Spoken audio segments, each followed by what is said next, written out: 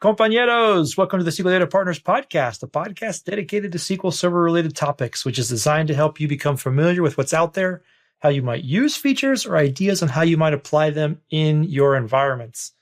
This is episode 73, and my name is Carlos L. Chacon.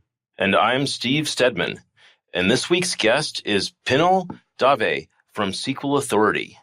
Anytime you do a SQL search, you probably see one of his blog posts pop up. But today we're going to talk with him about performance tuning and his way of doing it. Yeah, and I think while performance tuning is kind of the goal, our plan of attack or our conversation kind of so focuses on mode of operation or how we'd go about doing that. So we don't go too far into the knobs and switches. We do kind of talk about how you might attack this problem. Yeah, kind of the overall process and how things work in doing that. Exactly. All right. So, Carlos, I hear we have some feedback that we've received. Do apologize. Was that through Twitter or through the website? So through the website, over on the SQL Data Partners podcast site, we heard from Hendrik Nordtrup. Hendrik is from Denmark. And Hendrik, you'll forgive me on these names. We got made fun of for trying to pronounce some of the Irish names. And so we do apologize. Thank you for listening and leaving your comment. Ultimately, Hendrik talked about his favorite episode being episode 59, when we had different guests talking about our high availability options. And we'll be looking to do something similar in the future. Of course, we always try to have good guests on. And I think Pinal is a good example of that today. But thanks for leaving that message. And we're glad that you liked it. Yep. And we had comments from another one as well. This was from Nakul Gaudra. And again, apologies if we do anything wrong with the names here. We're giving it our best shot.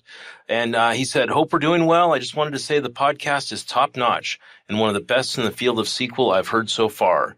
Keep up the good work, guys. Cheers. So we will keep it up, and we'll try and live up to that standard. Yes. So with that, let's go ahead and jump into our conversation with Pinal. Compañeros, welcome to the show. SQL Data Partners.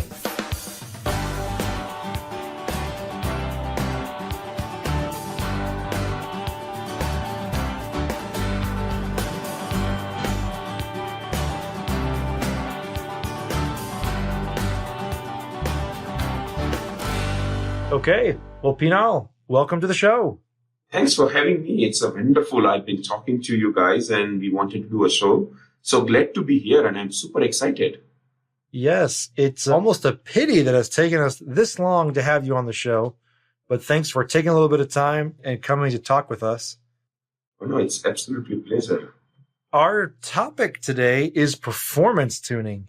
And this is one of those topics that it seems like we can never get enough of, right? There's always something to be tuning, some setting, some tweaking, some metric that we need to capture and then compare against.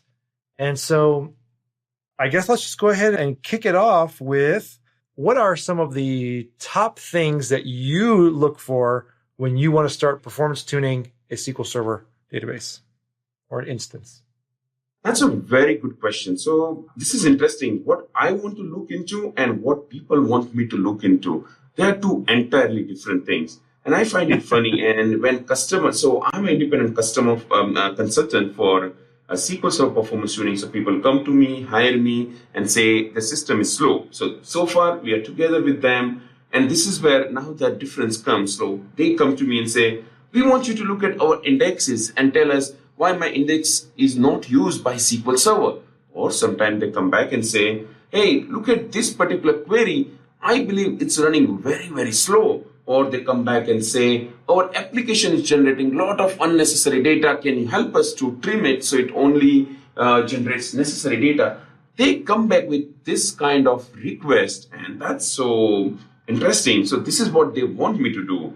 But you know what? I know behind the scene that most of the time they are just saying things which they are saying, but real problem lies somewhere else, probably in a TempDB, probably in an IO distribution. Maybe they are facing deadlocks or DBCC. So I think this is like very different. So do you want to know how I approach this particular problem when customer come and say this is what they want to do, and how do I try to bring them to the real problem?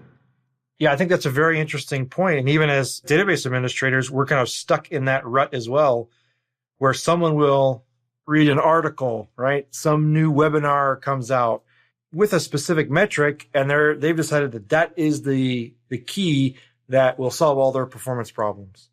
Absolutely. So most of the time when customer comes to me and say, this is the particular problem, I never say that may not be that problem. I always say, well, then we need to fix it. And I let them explain in the first 5 to 10 minutes their own problem. Once I hear them properly, and they feel confidence that they have explained the problem, and we try to look into. So I know that first 5 to 10 minutes are always little bit back and forth, but that gives me an idea of what level customers are, what they have done so far, where the problem situations are.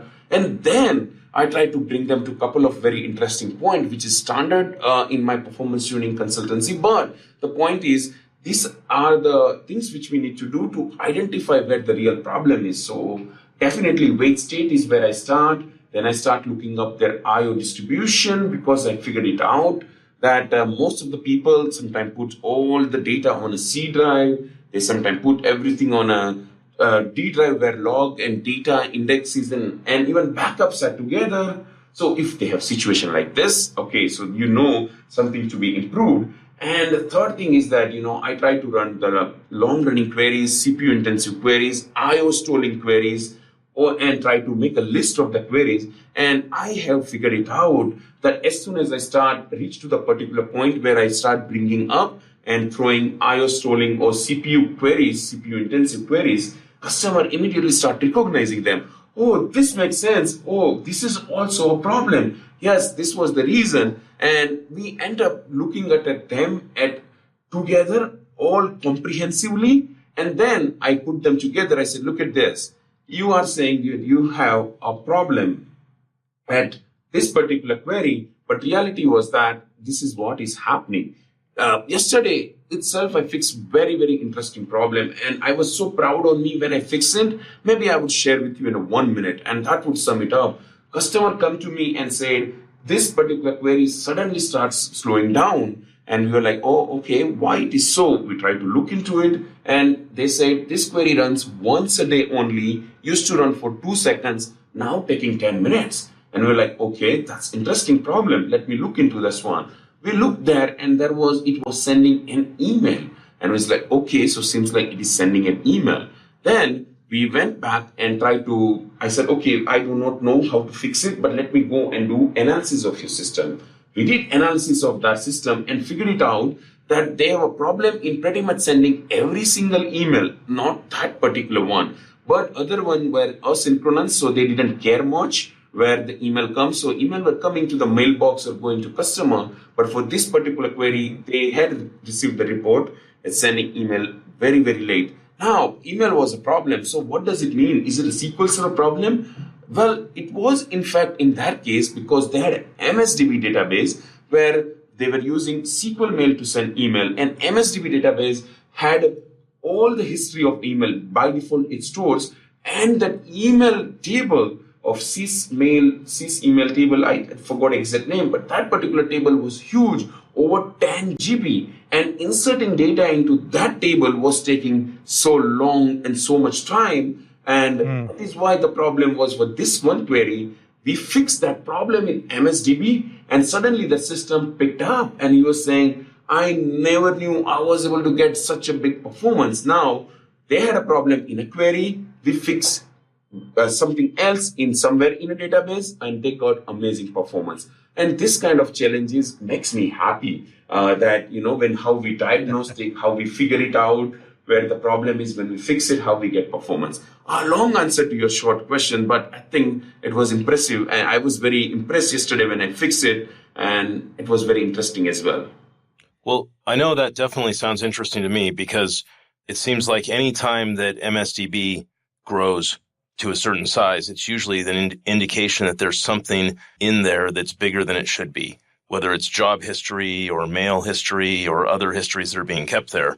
And I think that's a common thing that people overlook, and going and finding that, speeding up the email, where the assumption is usually it's going to be the query, but it turns out it's sending the email that's the real problem. I've seen that more than once in MSDB in my experience. And I think Pinal puts an interesting twist on that first step, and that is let the user explain what they think the problem is. Because at the least, while, again, in his example, it ended up being something different. Originally, they thought they were going to be doing performance tuning on a query. It ended up being something very different.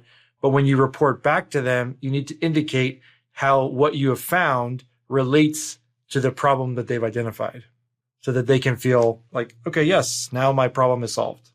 Absolutely. And that's what that gives them more confidence. And I think hearing that, one of the things which I see with a lot of consultants is little bit arrogance in them, and sometimes I do not like it. They think they know and the customer do not know, and they go there with such a heavy ego and say, I know what I'm doing, just step aside, let me fix it for you. Just participate when I'm done with this, doing this. I will show you the internal things. And when any consultant, maybe let's say a plumber does to my home, or carpenter, or maybe like pesticides consultant, when they do this kind of thing, I also feel a little annoyed that let me explain my problem. And I think that just relates to even SQL Server, because now I'm a consultant and I want to make sure that my customer or my client explains the problem, understands it, and I understand it, and I go back to them saying, by doing this, I fix your original problem. Yep. So listen, understand, then go track it down and put your ego aside, and all things will come out good. Absolutely. I think this is something I think I can share with Steve as well. I never see, like, no matter what you do, Steve, you never have any ego. You always answer very politely, and you know so much about corruption, which I learned just sitting with you the other day. And you were so kind to just open a book and explain. And that's motivating me. See, this kind of thing about the community motivates me, that people are willing to share. And that's what all about sharing. And that's why the SQL Authority is out. Like, what I know, I want to share. And just like all of you have been doing it. Like Carlos, this webcast is sharing, right? People are just learning out of hearing it. So, we do a lot for community and we share. And I think it's amazing that we have a feeling to give back to everybody. Yeah. So we've talked a little bit about a scenario in which we kind of dug in. You mentioned weight stats is an area that you want to start looking for performance tuning, IO, and then your data and file allocation. Those seem like very, almost, I guess maybe not quite server setup, but when I start thinking about performance tuning, some of the, I'll just say the ground level problems, if you will, you mentioned TempDB as well. Yes. Almost come back to how the SQL Server was set up. Right. And interestingly enough, we had a previous episode in which we kind of went through and talked about the checklist, if you will, of these are the things that the knobs you should be turning when you install your SQL Server and what you should be looking for. Right. And it seems like in certain instances, kind of going back to the beginning, making sure everything is set up properly, and then we can kind of get into the quote unquote hard stuff. Absolutely, because execution plan and understanding the people's query is so difficult thing to do. I mean, even though it sounds simple, we can definitely read the execution plan and say, there is a bottleneck, or this one is not a good operator. But what are the alternatives? Not always we have alternatives, because 95% of the time the developer comes back to us and say, well, if I change this, I will have to do a lot of tests and I need approval. I need to do this, that. Or sometimes they just come back and say, hey, we do not have a control on a code because it's a third-party tool. Sometimes they come back and say, look, we understand what you want to do, but we have this business need and this is how we have been doing it. We don't want to change it. I figured it out that 50% of the time when I want to change a code, I get a pushback. I get people say, we don't want to do this. And that's why I think the focus of performance tuning is more about setting up right. And I think, as you said, I think beauty of SQL Server is when it's beauty or whatever you want to call it, that it's so easy to install, but it doesn't tell us a lot of things when you're installing. So you just go next, done. Wow. It's exactly. So easy to install. Anybody can do it, right? Yeah. You want to make that as simple as possible. Right. That comes up with this kind of issues like, file growth is 1 MB, your fill factor it has no relationship with your workload. You have log file and data at the same place where you have a probably C drive. And even though you have extra drive, there is no knowledge for it. Your TempDB will be just like that. And a lot of people even do not understand that model DB, they should not be playing around, or they should be play only once they have understanding, because whenever new table or new database is created, that's a copy of model DB. Now, this kind of basic things are missing in explanation or understanding or education, whatever you want to, or whoever you want to blame. But ultimately, you end up being on this system, which there is a lot of things you can fix. I have an interesting story.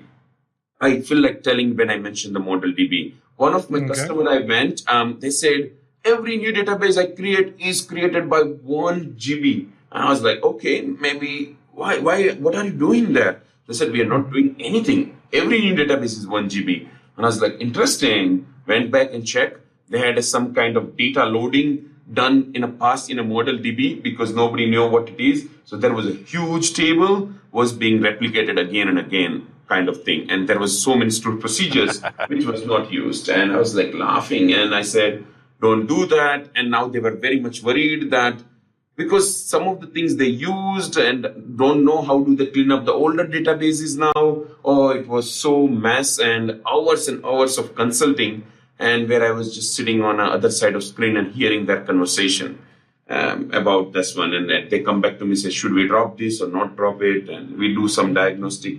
So this kind of thing. So when people do not know the right thing and they just make a little mistake, sometimes they pay a lot on a consulting hours or developer's time or DBS time afterwards. Another interesting point you made, talking a little bit about pride. Now, you kind of talked about it in the developer's sense, but even as DBAs, right, we have the data, it belongs to us, we're masters of the domain. And at one point, and there's all these monitoring tools that are out there that will help us collect historical information about the SQL Server. I think at times we shy away from that. And I know even when I first started in the PASS community, you start learning about all the DMVs and you're like, okay, I'm going to make this monitoring program, if you will, myself. Right. And I actually heard a talk from Adam Mechanic, right, which I a lot of respect for. He's been on the show, SP Who Is Active, kind of going through all of those DMVs to collect that information. And I remember him making the comment, oh yeah, well, we put a monitoring tool on all of our environments. Now, it happened to be at an event of a company that has a monitoring product. And I thought he was maybe just saying that because they were at this event. Right. So I follow up with him afterwards and I'm like, so is that for real? And he's like, oh, no, that's for real. He's like, why do all that hard stuff yourself? I mean, people have kind of figured that out. Get something that works for you that will capture that history, and then you can start digging in, particularly, I think, in the beginning. Yep. And I think that there are so many different ways to do what people are trying to do with different monitoring and tuning, that anytime you can avoid sort of reinventing it yourself every time, if you can reuse something or use some tool that's already there, you can save a lot of time and save a lot of money. And I think that's one of the things that in the performance tuning side of consulting, having those tools available to you can make a real big difference there. Right. I think, Steve, you also took an attempt at building this one, right? I think you're the right person to talk about, because I think you have your own monitoring tool and which you help people like database health, right? It was just updated in October. I installed it on my computer and it does a lot of things. So yeah. And it does, I'm sure you build it by thinking that you want to solve one problem, and then you keep on adding more things as people requested. And I think that's how the monitoring tool out in the industries are also done the same way. They come up with a customer request and things. I think same thing happening with me in my consultation also, that people keep on asking more things to add, and they want to always solve a little problem, but once the problem is solved, they want to add more things. Yeah, so they keep on doing it. Hey, Steve, maybe one good idea would be maybe at the end of the webcast or maybe on a podcast page, you can add your databasehealth.com's link. I think people can try this out. And I see you just updated in October. Yep. That's a great idea. Thanks for mentioning that. I know that we try and mention it when we can, and there's more and more people using it throughout the world every day. But yeah, it's one of those things that it's just a monitoring tool. It's there. And it does a lot of the things that people try and invent on their own, and you can save a lot of time doing it that way. So turn a little bit back. I know you had a presentation at Past Summit, I think, on performance tuning just a few weeks ago, didn't you? Right, I do. Yes, it was fun. I had 400 people and I got amazing rating. I was so honored looking at what people just said good stuff about me. I was honored. I think I'm humble. People are very, very kind. Yeah. Well, you're just a very good presenter. Yeah. You are good at what you do, but I think the Past community is an amazing group that there's a lot of kind people out there, definitely. So one of the things that was on the list there was about your transaction durability and its impact on queries. And I was wondering maybe if we could talk about that for a few minutes. That's a good point. So, so durability, I think it's one of the very, very confusing topic. Every single time I try to present it to the people, and I learned this thing that even though we all believe that we know acid, a lot of people just know acid because it's a theory. They do not understand any part of acid in depth. And they keep on talking about, acid, I know about it. The data should be durable and data should be there, what we updated. They do not get it that each of the component of acid is also related to the performance. And I think SQL Server 2014 come up with this new feature about durability of a transaction, and it directly impacts how the performance works, but not how the data ultimately is taking shape. So, for example, so it definitely helps if you have an application where you are doing a lot of transactions. At that time, maybe you can just delay about the entire committing of your data. So you keep, instead of committing at every statement, you can just say, let's delay committing the data, and you take build it up, everything in a memory, and at the end, you commit them together, and that just reduces your durability of data. What it means is that your data doesn't go to disk, but that means your operation is completed faster because everything happens in a memory, and then it pushed up back to the disk. But if during between this little moments, if something goes wrong, then your data durability will be impacted. It's a very, very powerful thing. And one of my customers started to use it, and they were like, oh, it's giving him amazing performance. But under the hood, it's not also true that you get performance out of it all the time. It has to be used carefully on those kind of application where you can get, if you want a control back from your statement, if you want control back from your stored procedure very quickly, I think this feature can help you very much. Otherwise, you would be just overutilizing the feature and when at the point it does not give you some advantages, because a lot of operation which we do in our SQL Server are serialized. So things which is serialized are going to be serialized, and you will not get some performance out of it. So one has to be very, very careful when they use this kind of feature. And that's a good question. Not many people understand it. So people try that and eventually say, I don't understand it. I'm going to quit on this. So you need to identify an application. And this is true for any feature. Don't think about this one. That a lot of features it introduced in SQL Server 2014 and 16, we have to identify where exactly we will use it. Otherwise, overusing them does not give any performance, and people ultimately keep on saying, what's the good of this particular feature? It doesn't do anything, or there are so many restrictions. Just like in memory, like a lot of people are thinking in memory is like not doing good for them when actually it was released initially. But now I see a slow adoption for this particular product. Yep. And I like to think of all those features, all those new things, all those different ways of doing that as different tools. And sometimes one of them is the right tool for the right job, and sometimes it's the wrong tool for the right job, the wrong tool for the job. And I think that one of the things it sounds like that you do well with the performance tuning work that you do is truly understanding what's the right tool so you can use the right tool when it's appropriate. Sure, because the absolute worst thing would be to enable a feature that you're not quite 100% sure about, or you don't understand what the downsides effects are, right? While we might not agree with all of the defaults, if you will, there is a reason why it is that way. If you don't understand what will change when you enable or change the defaults, then you need to tread very carefully, tread lightly. Absolutely. That's a very valid point. And I think people's also, attention towards learning is also reducing because our attention span is now less and less as we go forward. Like, things are different. People do not have a patience. And I think that is also changing how the consultancies are shaping up, as well as how these features are coming up and tools. Like previously, people had a patience. Now they just they want to collect all the data and do things. Now they just want to use the various tools, and that's why I think a lot of vendor organization, a lot of third-party tools, and let's say we all try to build something which will just automate things and make our life easier. Right. So I do not like GTA at all.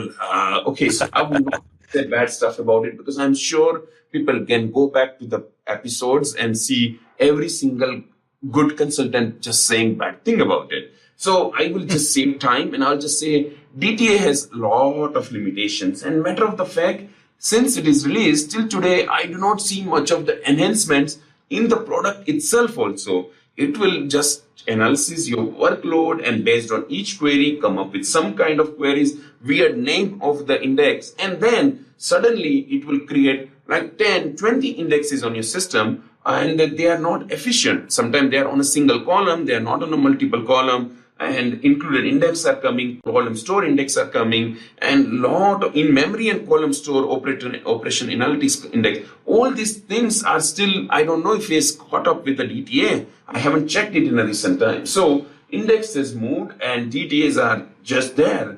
And a lot of indexes of DTA are not more used by SQL Server because our workload changes. So one of the query which I give to it's there on my blog, which I give to the people is how they can run this any query and analysis and figure it out if the index is really used or not. If they're not using it, they should go back and drop those indexes. So I even give them a drop script. And also another thing which I do is that I go and check if the table has more than 10 indexes. Now, this number is debatable. You can say, oh, my number is 8 or my number is 5. Okay, it may be your number. So I think I reach to a point, if I see 10 or more indexes on a system, I think the table will have a lot of trouble by inserting data in it. That's what my experience says. Again, this you can hit on a 12 indexes or 15, but 10 is the number which I start with and then I tune myself. So a lot of people say, oh, indexes are good for selecting data, but it slows down inserts, we know, but we do not care about insert. This is what I keep on hearing.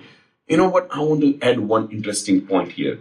If your inserts are going to slow, so while insert or update is being happening or when they're happening, at that time, SQL Server is going to put some kind of lock around those data. It may be a page lock, extend lock, or table lock. We do not know what kind of update it is. But your update is going to lock certain part of the data. Now, what happens if select comes to that particular part of data which is locked? It has to wait.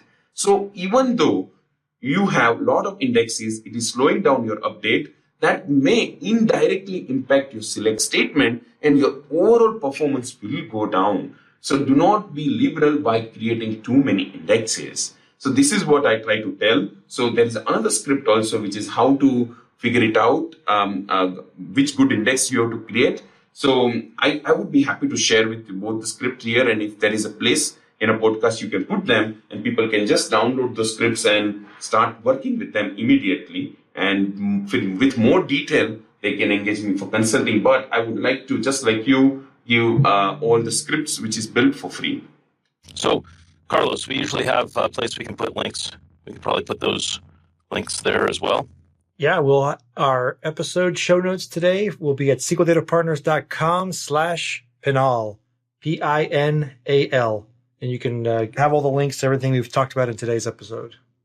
That's fantastic. One question I had on the 99 minutes or kind of attacking those indexes. Now, you do make the point, you're kind of getting them 80% of the way there. And that is, I'm assuming that you're coming at it from the DMV perspective. SQL Server is collecting that information about how many times it's requesting it and the impact that it would have on the queries. You kind of aggregate all of that up, and then you make an assumption, as to whether you should, deploy this index or not. What happens? I guess, do you have a minimum amount or minimum of time of plan cache that you require before you start making some of those assumptions? Absolutely. So I request people, that's a very valid point. I always say if the SQL server is not started for 7 days, I would like to touch it, because it is like 1 day or 2 days. I think it's not going to cut it if it is a weekend or thing. So I at least want your SQL server to be running for 7 days under business workload.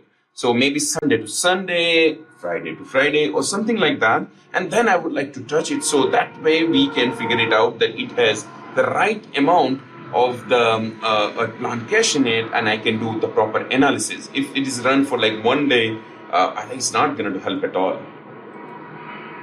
So that brings up an interesting point. How often do you run across clients that you're working with where they attempt to speed up their SQL server by rebooting it regularly? Okay, so number may be surprising to you. I like every single time. I think there is something about Microsoft, right? You just restart when things does not work. My old customer has, before they reach out to me, might have restarted the system for at least 5 to 10 times. I just see that. And a lot of customers are just okay to hit restart as soon as one time we asked to change something like cost threshold for parallelism in a system, and customer said, now I have to restart it. I said, no, you don't have to do it. It automatically takes impact without restarting. Or they would not believe it till they restart it. So after changing every configuration, even though I proved them with demonstration, they would just go ahead and restart it. And I said, what about your customer? They said they will just think it's timeout. And I just see this kind of thing, and I think people restart it. Restart is, I think, love. Restart is like caring about your system. That's what I think people have come to a point. And matter of the fact, while I was talking to you, I just restarted my phone because it was a little bit slow. So I think we are all have built this kind of habit. When things doesn't work, we just go and restart it before we invest our time in investigating the real cause. Yeah, that may also be because we don't know what else to do. And so rebooting it makes us feel like we're doing something. That's the way I feel when it comes to my cell phone. Yeah, exactly. Yeah, that's a good point. Yeah. Okay. Shall we jump into the SQL family questions? Let's do it.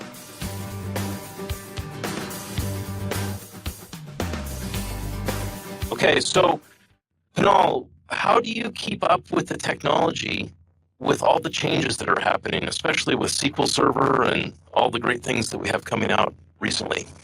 Wow, this is a tough question. I honestly have a hard time keeping up with all the new things that are coming out. Like, for example, I haven't touched even our language and our services. There are so many things like Power BI is still so far from me. So I have a hard time to learn. I have a hard time to catch up with it. And I think I'm doing a pretty bad job at it. But with said that, these are a couple of things which I have made a point to hear. So I hear podcasts like yours. And second thing which I do is that I try to read a lot of blogs, because I figured it out. If I am not learning, somebody else is learning. So I go out and read a lot of different blogs and try to learn that what they are talking about it. And I think if one of the things which interests me, then I would go and little bit double click it.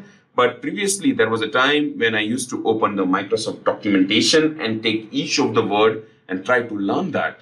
And dive deeper, build a demonstration on it. Nowadays, it's just impossible. So I would go out, read blogs, hear the podcast, see what people are throwing words at each other. And I think one of the words will catch my fancy and I'll invest time in it. That's the only way I can learn. And when I learn, I blog. Another good point there, right? If you can teach somebody, then you can learn it. Absolutely. Yeah. When you learn, you blog, well, if you look at your blog, that's pretty apparent that you've learned a lot over the last 10 years. Oh, thank you. With the number of posts that you've had. Thank you. Yeah, it has been 10 years now. And I've been blogging every single day since I started. So I haven't missed a single day. And 10 years anniversary just hit in this November 1st. So yeah, I'm very proud. Just like as a father would be. Blog seems to be like something which is a baby, and it become my master. It drives me in a different way now. It motivates me. It keeps me going. And so blog is like everything. My family runs around and feeds my family. So it's father to us as well. So yeah, blog is playing multiple role in my family right now. Yeah, no, that is impressive. 10 years, every day for 10 years. You've set the bar pretty high there. Thank you. No, it's a passion. It's a part of life now. If you could change one thing about SQL Server, what would it be? This is an amazing question. I have thought about it actually in past. Two things I want to change, not one. First thing, I just don't like the default settings, but they are there for some reason. So I think I want Microsoft to educate us what each of the setting does. So they are there in MSDN, but when you are installing the product, or if you just touch max degree of parallelism, now what does it mean actually, right? You have to know, but there is pretty much no help on the installation page, or there is no link, there is no pop-up, nothing. And what does it mean? What value I should be keeping? They have a pretty something. I really wish Microsoft can at least give some kind of question mark when you click on it and go to MSDN page and read based on what each of the versions says. This is the one thing I wish I can request Microsoft team to change it, and that would just make things much easier for people to consume, because otherwise we are just doing searches on internet for each of the word. We end up on a lot of bad advices also on internet, and I think that's one thing I want to change. So these two things are related. One, I want Microsoft to educate us about what are the defaults do, and second thing, I just want them to link us to write in authentic information. Great point. Okay, so what's the best piece of career advice that you've ever received? I have a clear answer for this one. Actually, years ago when I was attending one of the summit in the United States, and I was very much worried that how do I present myself?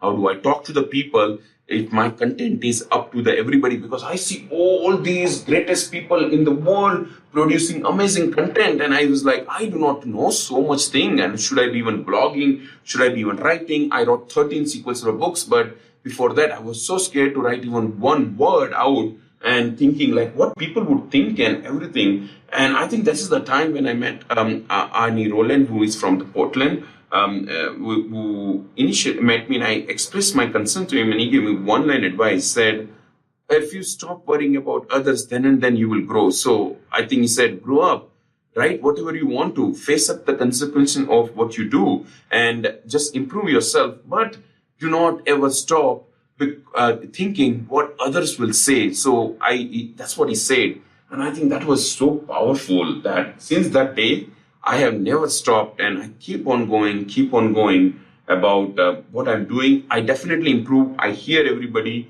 I learn, and I pay respect to everybody and try to be a person who hears them and improve myself. And I think I learned because Arnie told me that I should be never stopping myself. And that's why the blog is now 10 years. So yeah, that's the best career advice. And I think I'll tell everybody out there, don't stop with your passion, keep on doing, but stop and improve yourself and take a moment to fix if you're doing something wrong. Good stuff. I think that's a great point. I know that every time I've talked to Arnie, it seems like he always has good advice for me. So maybe we should have him on the podcast someday on career advice. Yeah, it sounds good. Pinal, our last question for you today. If you could have one superhero power, what would it be and why do you want it? Oh, I know the answer of this one. And it's Adrienne Frost. I think it's from the Marvel universe, and she's associated with X-Men. Adrienne Frost has an amazing psychic power where she can just, I think they call it expert of the psychometry. So she can touch any object and instantly know history of many events concerning to the object. Like, I love if I have that one. I touch anybody's SQL server and without running any diagnostic, I would know what DB has done last evening. I would know which developer has put a malicious code. I would know what kind of workload change was done in the last week. And I would know that who was the hacker or malicious guy before leaving the job, put a loop running inside the system. I want this power of Adrienne Frost in me. So when I go consulting, I am the man. Every single performance tuning consulting will come to me if I have this particular power. By just touching their SQL Server's Management Studio or server node, I would know what happened to it in past, which sometime even DMV fails to expose to us. There you go. We wouldn't be able to hide from Pinal any longer. That's the point. Yeah, I really want that particular power. So I keep on telling my customer that tell us what you did in last day, and they have to. Then and then I would know what it was working before. Now it's not. Something must have changed in between. Well, Pinal, thanks so much for being on the show today. We've enjoyed it. It's been great. Oh, thank you very, very much. And I think it's an honor. I think you guys just called me. I think it's a fantastic that I get this particular opportunity to talk to you. And yeah, thank you very, very much for having me. And I can't wait to hear it again. So interesting to see different people's perspectives on how they go about attacking a problem that most of us at one point, one time or another, are going to have to tackle. Yep. And you know what's interesting about talking with Pinal there is that it really shows through that he totally enjoys what he does. I mean, yeah, there is that. He loves doing what he does there. And I think that although there's lots of different approaches out there, his approach works well for him, and he's doing really well with it. Another thought that I had in talking with him is it really, well, I don't want to, but you kind of boil it down. It kind of comes back to indexes and index maintenance is a lot of it. Interestingly enough, we haven't done an episode on indexes here. And so that's something we'll have to come back around to and talk about a little bit more. Yeah, maybe we do a whole episode on nothing but indexing. I think we definitely can. I mean, there's lots of information out there about indexes, but it seems like that's still something that people struggle with, or I think particularly the dev folks. Lots of people out there using SQL Server without a dedicated administrator. Even then, I still think that the use of the DMVs and kind of collecting and analyzing what the information is telling you and doing a little bit of experimenting or testing to identify which are the best indexes to use and which tables it might not be so conducive to is still something that more information could be provided about that topic. Yep. And you know what might be fun with that? Because we have the feature on the SQL Data Partners website where people can record and leave a message for us that could go on the show. If anyone wants to record and leave a message about their indexing nightmares, maybe that's something we could use in our upcoming episode. Folks can also use the hashtag SQL Podcast to reach out to us that way. You know, another thing, thinking back through our conversation there with Pinal, one thing that came up that he pointed out was your SQL Server really needs to be running for 7 days before he'll jump in and work on it. And I think that kind of links back to our episode where we talked a few weeks, probably a month or two ago now, about not rebooting your SQL Server so often, because that's one of those things that when you reboot it, you lose a lot of the information about what's really going on and what's causing it to be slow. So keeping it running for at least 7 days before trying to do any type of tuning or maintenance on it, that way I think is a really, really good tip from him. Yeah, that's right. So you really can identify which areas or sections are causing the most contention and dealing with those appropriately. Yep. I think that's one of the downsides, as we've mentioned as well, to using the data tuning advisor, is that sometimes it's just a little bit too narrow in scope, and you need a slightly broader view. Yep. Another thing I wanted to point out here too about Pinal is one of his claims to fame is his website, SQL Authority. And I'm sure if you've done any searching on the internet about anything SQL, you've probably come across it. One of the things of how he got there, and this was something that he celebrated an anniversary recently, was he had the anniversary of doing a blog post on SQL Authority every single day for 10 years. 10 years. Can you believe it? Yep. The consistency, and now granted, all of his posts aren't super long, but still, to be able to put that together and make it happen is pretty impressive. You talk about 3,600 blog posts and being able to do that consecutively. Hats off to you, Pinal. Yep. Job well done. That's right. One of the things we found as we interact with people on the podcast is that many are having issues or performance issues on their SQL servers. And so if you find yourself in that position and you want to reach out to us, there are 2 common ways that folks will engage with us? One of those is the one-day server health assessment, where we'll come in and have a kickoff meeting in the morning, take a few hours in the day and study what's going on in the SQL Server, and then come back at the end of the day with a presentation with the findings and recommendations on things we could do to improve the overall health, performance, and stability of your SQL Server database. The other option is a more in-depth assessment where we take a 2-week period and we start out at the beginning with the kickoff and talk about the needs. And then we go in and install the database health monitoring solution where it monitors wait stats and keeps track of queries running over that 2-week period. And then at the end of that, we summarize with a number of things that we've fixed along the way, as well as recommendation and things that you can go fix additionally afterwards.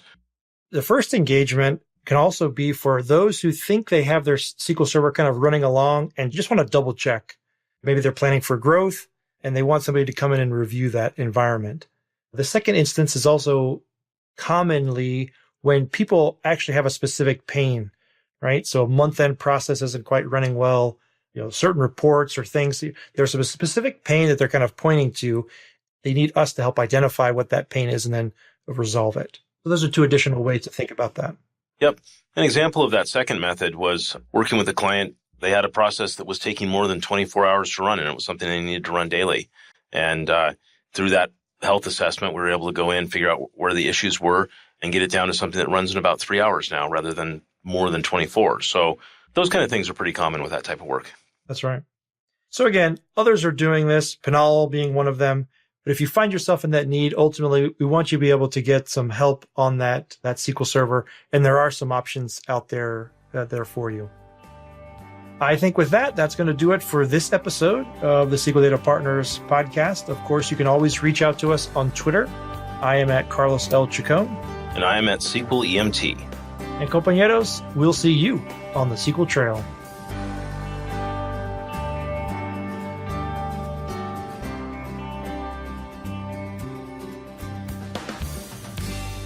SQL Data Partners.